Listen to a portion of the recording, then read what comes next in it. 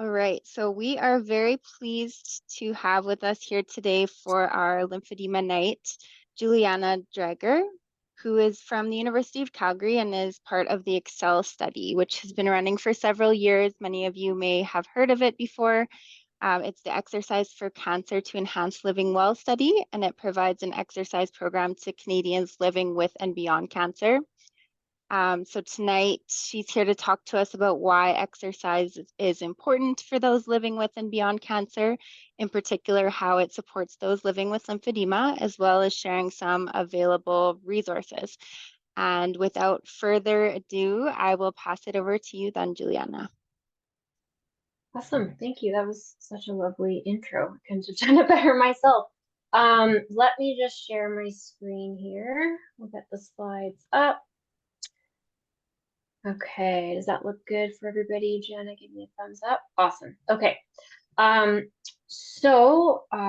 Allison said, I will be talking about exercise and physical activity for those living with and beyond cancer, and in particular for those living with lymphedema. Big thanks to Allison for inviting us to the event tonight. It's wonderful to speak about this topic. So my name is Julianna. I'm a clinical exercise physiologist. So I have a background in kinesiology, and then I did my master's in exercise physiology. So no one really knows what that is. An exercise physiologist means I can work with those living with chronic conditions, and I try to use exercise to help manage their conditions, their symptoms and side effects, and really to improve overall fitness and function. As Allison said, I'm the research coordinator for the EXCEL study, which we'll talk about later tonight. And I also have Jenna here. She is a student with the lab. She's shadowing me as I do this presentation so she can do future ones in the future. But Jenna, if you wanted to do a quick intro before we get started, you can. Sure. Hi, everyone. Good evening. Really excited to be here. As Julianna mentioned, I'm just going to be quiet today, watching and learning from Julianna. But I just started my PhD in the lab and I'm really diving in and learning about the world of exercise for those living with and beyond cancer. So excited to be here tonight and be part of sharing all of the work we do with all of you. Awesome. Okay, so we will just start with a land acknowledgement. So we are working from the University of Calgary. So we acknowledge and pay tribute to the traditional territories of the peoples of Treaty 7, which include the Blackfoot Confederacy, the Tsuut'ina First Nation, and the Stoney Nakoda. And the city of Calgary is also home to the Métis Nation of Alberta Region 3. And on behalf of EXCEL and our other studies, we champion equity, diversity, inclusivity, and accessibility within our team member research questions, training, our programming, and our development of resources. So I am going to go through, I don't have an agenda up, but I'll go through a little bit of background on cancer and exercise, why it is important for those living with cancer. We'll go into how you can start getting active, and then end off talking about the resources and a couple of the studies that we run in our lab. So we know that with more effective treatments, people are living longer with and beyond cancer, but we want to make sure that they are living well. So supportive services are needed to better support individuals living with and beyond cancer who are often living with side effects for years beyond their treatment. So our lab ultimately hopes that cancer care systems across Canada will integrate exercise into standard cancer care to ensure patients are provided with appropriate resources and to support their physical activity needs. So we aren't quite there yet with integrating it into cancer care in Alberta, but it is something that we continue to strive for with all of our work and our studies. So we have years of research showing the benefits of exercise for those living with and beyond cancer. And we know that it does not undermine treatment, which is really important. Now, where a patient is on this cancer continuum will dictate what kinds of goals we have and the kinds of exercise prescription we'll use. So for someone who might be over here with pre-treatment, We're looking to improve their physical outcomes as much as we can to try to reduce the amount of potential decline they might experience while on treatment. During treatment, we're looking to maintain or reduce the amount of decline. After treatment, we're working with rehab services like physio or occupational therapy, and we're using exercise to improve fitness and function. So really trying to get patients back to doing activities that they love to do. And it's at this stage where we typically see people who have lymphedema. So we're taking that side effect and those considerations into consideration when the exercise is prescribed. And then advanced care and into survivorship, we're looking to maintain or improve quality of life. So you can see here there are a range of benefits from engaging in exercise.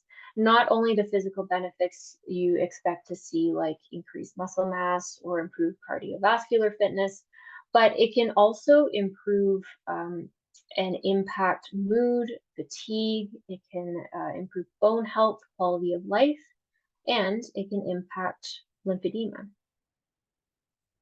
So lymphedema is one side effect that can impact cancer patients.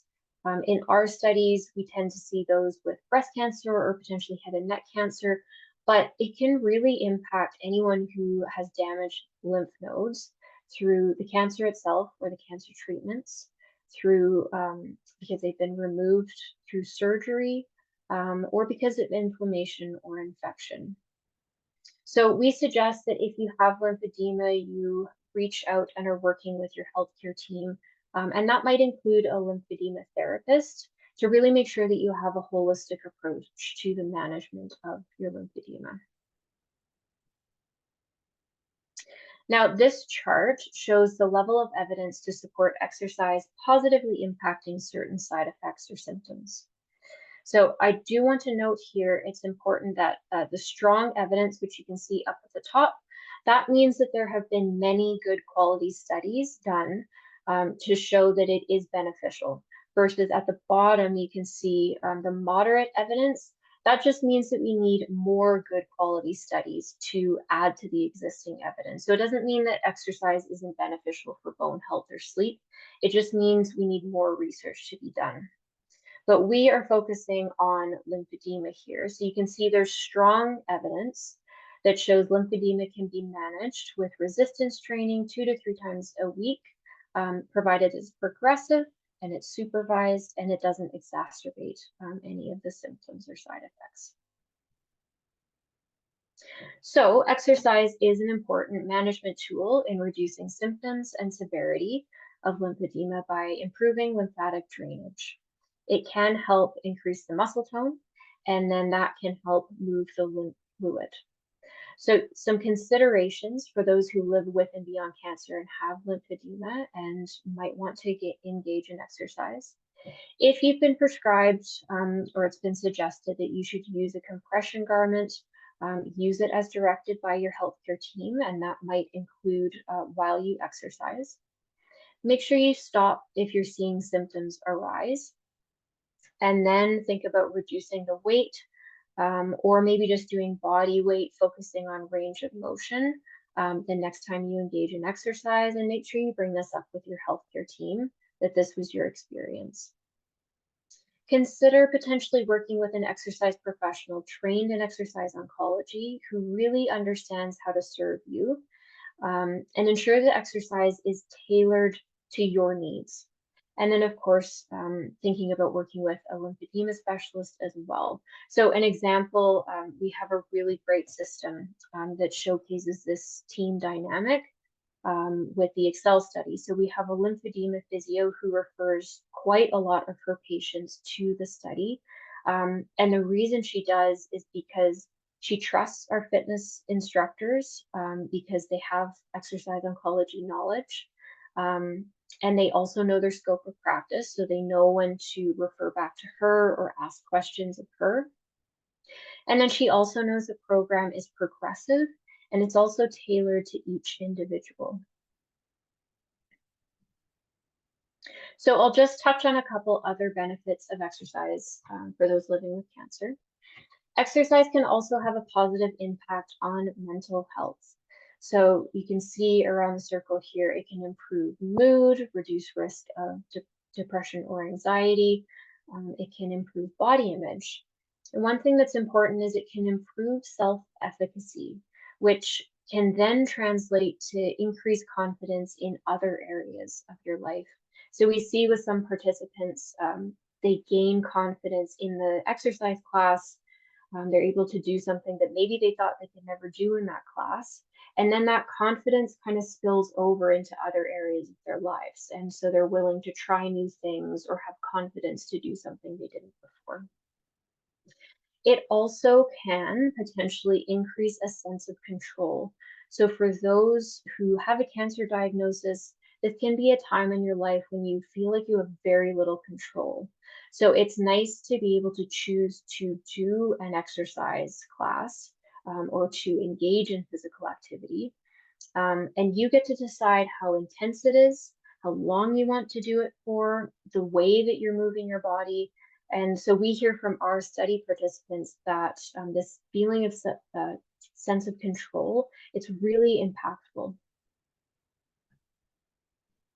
And then the survival benefits. So we know that a modest amount of moderate to vigorous activity is associated with significantly reduced risk of cancer recurrence, cancer mortality, and all-cause mortality. So some really important survival benefits there. So through years of research, exercise guidelines and recommendations for people living with and beyond cancer have been created by experts from around the world. So it's suggested to get around 90 minutes of moderate intensity activity per week. We saw on the previous slide, there's strong evidence for engaging in 2 to 3 days of strength training per week, and then trying to engage in flexibility training most days per week. However, if your oncologist or your doctor were to give you a piece of paper that had these recommendations on it, would you feel overwhelmed? Would you know where to start? Often we hear from participants who are joining our program, they don't know what is safe. They don't know what they should be feeling when they're doing movement or how much is too much. And when we think about general healthy populations, they're not active enough. So to ask you to be active while you're on treatment, or even after treatment when you're trying to navigate what quote unquote normal or regular life is, it's really hard to engage in exercise on top of all of that without the right kind of support. So this is why individualization and tailoring is critical for success. So taking into consideration your fitness level, your age, disease status, talking about and thinking about what kind of support you might have, or what barriers you might face to engaging in exercise. And so this is where an exercise physiologist or a fitness professional can really help to support you and also potentially help support behavior change to ensure you continue to stay active. However, if you can't work with a fitness professional, our key movement is to just move a little bit more. Just keep it simple. So even though we have guidelines, it's important to know that some is better than none. So adding in 10-minute bouts of exercise throughout your day or week, it all adds up. We'll talk about some specific exercise programs that many of our participants have enjoyed, but ultimately finding movement that you love doing is really important because you're going to be more likely to stick to it and keep it up long term.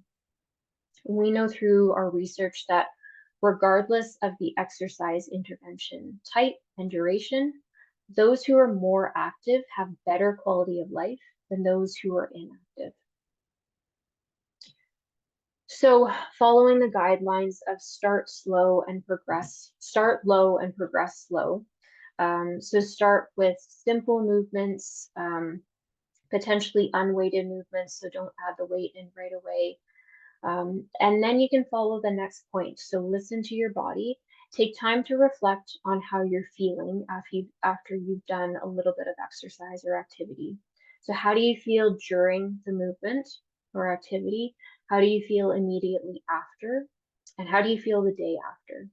And if everything is feeling pretty good, then maintain that for a couple weeks, and then maybe think about increasing the intensity by maybe you're adding a little bit of weight, or you're increasing the repetitions that you're trying.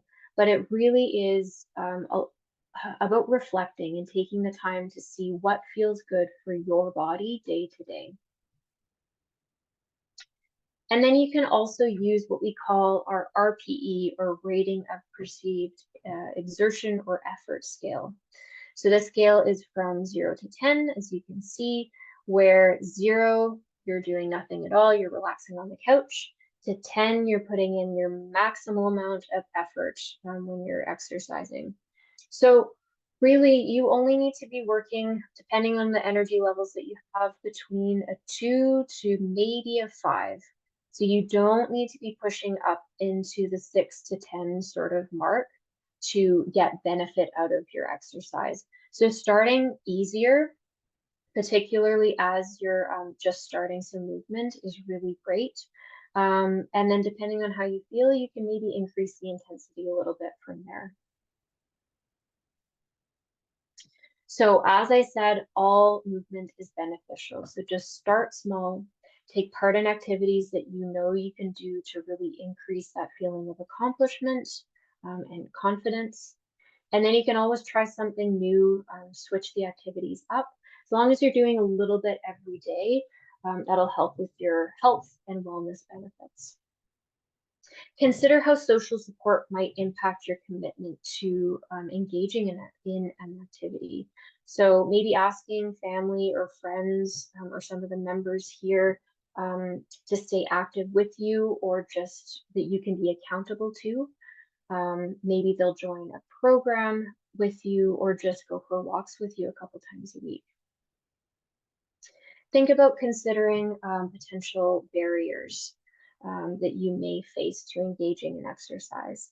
Thinking about what activities you enjoy, what is actually accessible to you. So is that online classes, in-person classes, maybe walking the track at a rec center?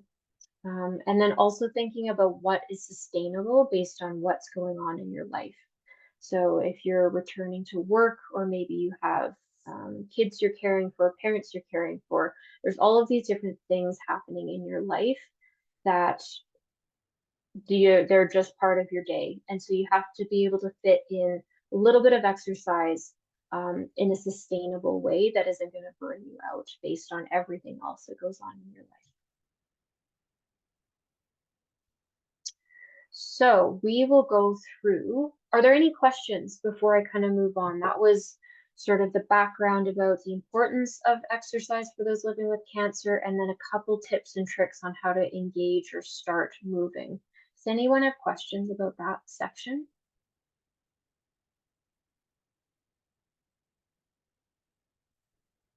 No, and I don't see anyone writing in the chat either. Okay, well, I will move on then. You can also just hold on to your questions till the end if you want. So here I will talk about some of our resources. So for anyone who is living with or beyond cancer, you may or may not have heard of Wellspring, but they are a fantastic registered charity, and they offer all kinds of programs and services from emotional support, social support, practical needs of people living with cancer. They offer a range of different programs, from art to education, journaling, caregiver support, and then they also offer exercise classes. So I know in Calgary for sure they have a couple in-person classes. I'm not sure about Edmonton. And then I do believe they also have online classes that anyone could join from anywhere in Alberta. And it's free to become a member as well. So I don't have it organized yet, but tomorrow what I can do is send Allison just a document that has all of the links to these resources, and she can share them if that's of interest to the members. Next, we have the Health and Wellness Lab, so our lab's YouTube channel. So we have lots of different resources on here. In particular, we have pre-recorded a 12-week exercise program. That can be accessed by anyone, and it is free, of course.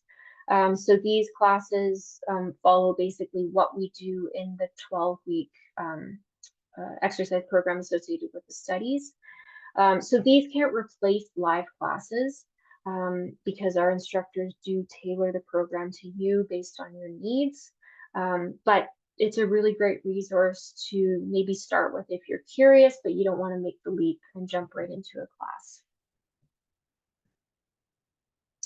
And then we have the Thrive manual. So this is a 90-page manual with a variety of education topics and information on how to get active. This was developed through Thrive Health Services. And again, I can provide you the link to that. They have all of these different topics, and it's a wonderful, wonderful resource for those living with and beyond cancer. And then we have our two main exercise oncology programs through the Health and Wellness Lab. So the first is the ACE study, so the Alberta Cancer Exercise Study. This was developed in 2017 by Dr. Poulos Reid at the U of C and Dr. Margaret McNeely at the University of Alberta. This program was specifically for Albertans living in larger centers, urban centers. So Grand Prairie, Edmonton, Red Deer, Calgary, and Lethbridge. So for anyone who lives in those areas, you would be eligible for ACE. And then in 2019-2020, EXCEL was developed based off the success of ACE to serve all Canadians who are living in more rural locations, because we know that often services are available to those living in cities, and rural counterparts are sometimes left out in terms of what is available. So that's where EXCEL comes in. So for anyone who's on the call here who doesn't live in a city, you would be eligible for EXCEL. So both of the programs are identical. They are 12-week exercise programs, and they're progressive. So it's for anyone who is pre-treatment, on treatment, or up to 3 years post-treatment. Now, there is a caveat to that. So if you are beyond 3 years post-treatment, but you're still experiencing cancer or treatment-related side effects, please still get in touch with us, because someone from our team, we will just need to get a letter from someone from your healthcare team indicating that you still have side effects and you would benefit from exercise. So your first step is just get in touch with us, and then we can do all of the paperwork to get you into the program. So for ACE, the next programs they are running will be starting in September, but feel free to reach out anytime because we can get you on the wait list and get you the registration process started. And then for anyone who's eligible for EXCEL, we are starting our program, a new kind of program that we're calling a rolling recruitment program. So what that means for you is you can start anytime. So we have a program that will be starting next week, and then you can join anytime in that program. You would just be on your own 12-week trajectory. We have a really fantastic, experienced fitness instructor who is leading the program, so she'll make sure that you are on the right track, even though this is a group program. So to get in touch, you can send us an email at wellnesslab@ucalgary.ca and just indicate that you're interested in an exercise program. You don't even have to specify which one it is. Our team will take it from there and get you registered. Julianna, just really quick, there is a question in the chat that great. will Can you be read it out relevant to that question. Yes. It's from Allison. It says, how would you define post-treatment? I'm on abemaciclib. I'm assuming some kind of medication. Am I categorized as undergoing treatment or post-treatment? So if you are on any sort of maintenance treatment, then you are still on treatment. So you can still join the program and we wouldn't need the referral. Does that hopefully answer the question? Okay, awesome. Thanks. Good question. And thanks, Jenna. Okay, so both of the programs, ACE and EXCEL, they are 12-week long programs. They are free because they are part of research. Classes run twice a week. They are 60 minutes long. We have a variety of different days and times where our classes are available. The ACE study, for those living in cities, there's usually a combination of in-person options and online options. And then EXCEL is usually exclusively online because we're drawing people from those rural locations. So we can't get enough people together in one area to run a class. All of the programs combine cardio, resistance training, balance, and flexibility. So it really is an all-around encompassing program. Safety is critical, especially for all of our classes, but for online, there's some certain considerations that we take. So we have obviously the fitness instructor leading the program, and then we also have a moderator. The moderator is there to make sure they are watching the screen at all times so that we can see everybody and make sure they're safe. So we do ask that everyone's video is on for safety, but then also it helps the instructor be able to make sure you're moving in a really safe way, help cue you to improve your movement mechanics as well. The other thing we do for safety is make sure that we have everyone's physical address where they are exercising in case we ever needed to send emergency services your way. And our class sizes are between 8 to 15. 15 is the max for the online classes, and then for the physical in-person classes, it depends on the space. I see more chats. I'm just going to, okay, good. Chats are good. Okay. So our exercise program, we don't reinvent the wheel with the kinds of exercise we're doing.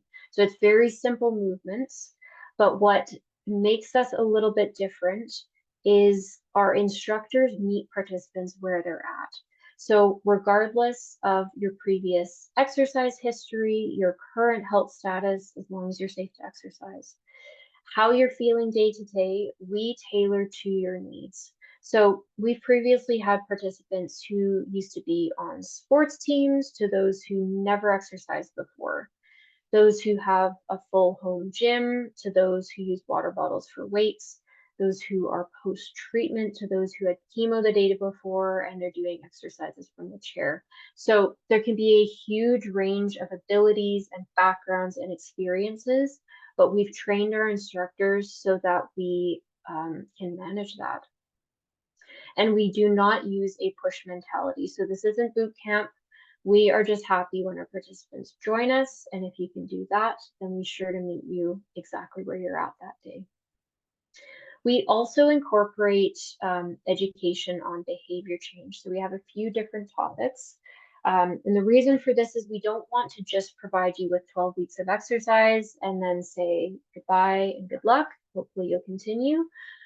We really want to make sure we set you up for success by having instructors incorporate education topics on goal setting, relapse prevention, maintenance planning, and more.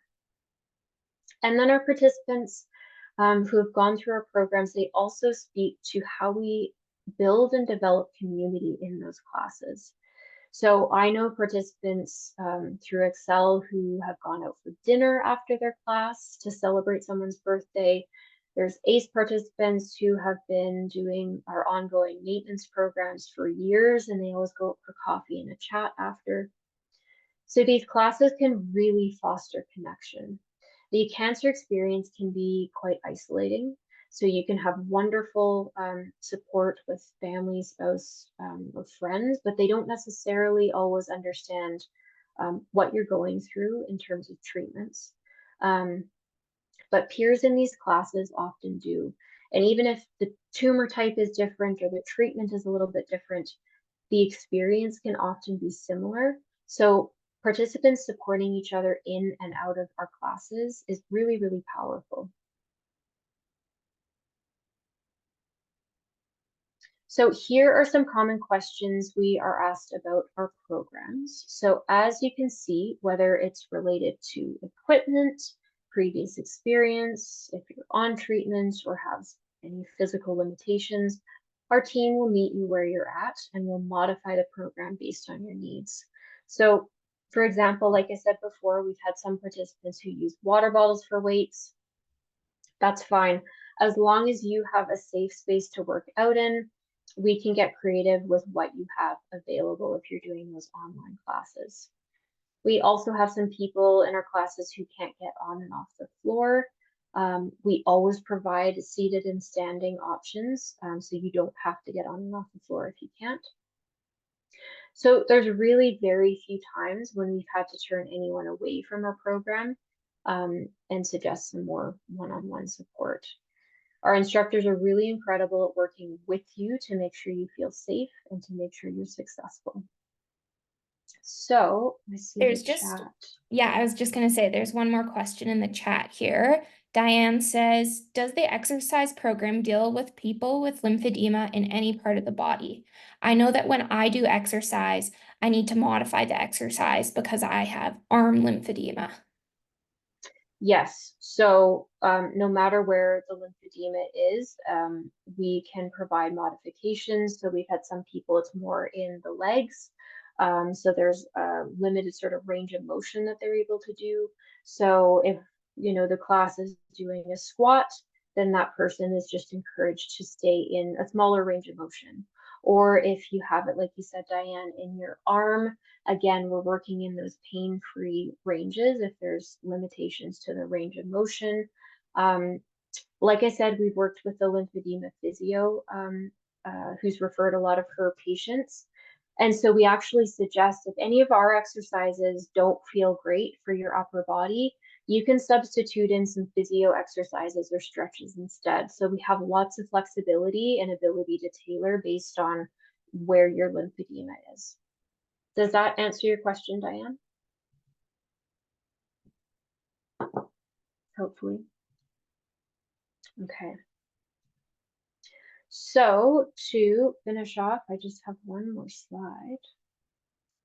I just have some quotes here from previous participants.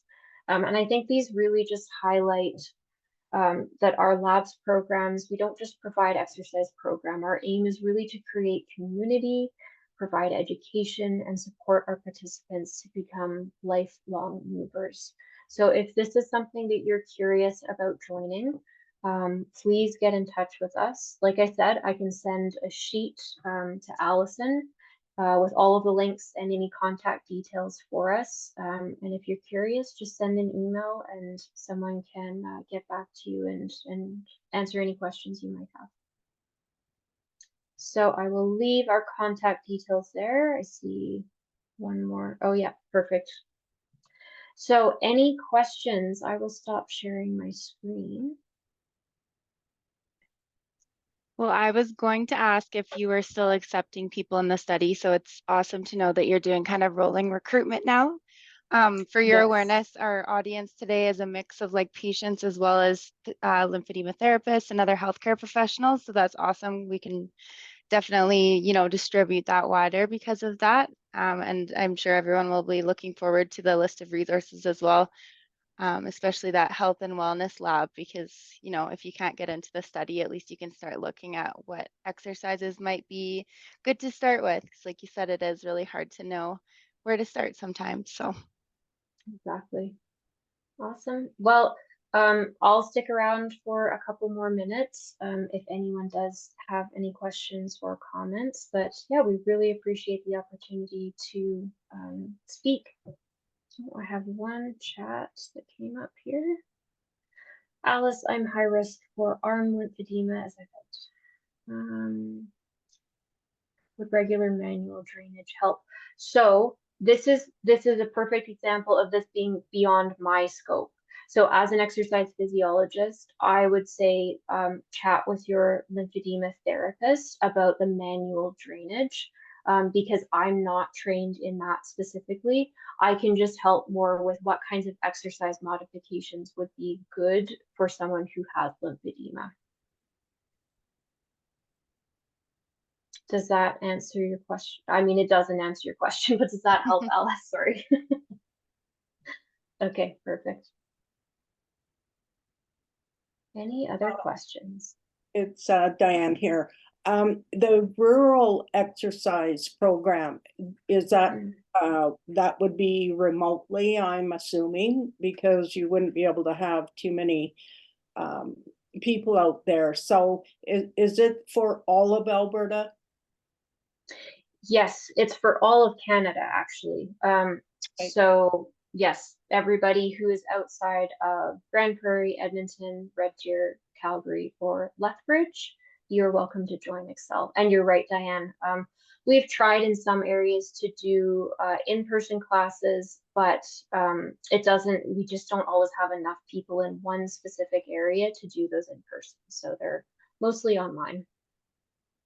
Yeah, I think that personally, I would advertise that a bit more because a lot of people in rural areas don't have a lot of lymphedema help. And if they knew that they could get into this with remotely, I think you'd see a lot of people coming in for you guys. So that's really good advice. We keep flip-flopping between not wanting to scare people off by saying it's online, because sometimes people are, well, they're sick of doing Zoom, or they don't know what an online exercise class would look like. So we just want to get them interested. But that's a good point. Maybe we need to go back to some of our promotion being more, I guess, yeah, promoting the online component. yeah, because I think you'd get a lot of people personally, because you can ask Allison, we get phone calls from people in remote areas that they can't even get a therapist. So if they did that, at least they could get a little help with exercise, and it would help their arms, or legs, wherever they have lymphedema. Yeah, that's really great feedback. Thank you, Diane.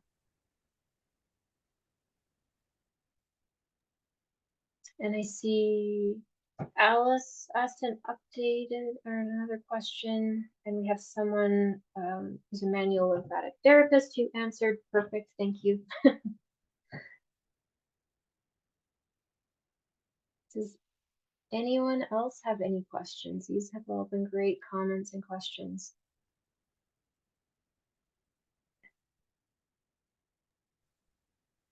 Perfect. Okay. Well, like I said, thank you so much for the opportunity, and thank you, Alison, for continuing to promote the study.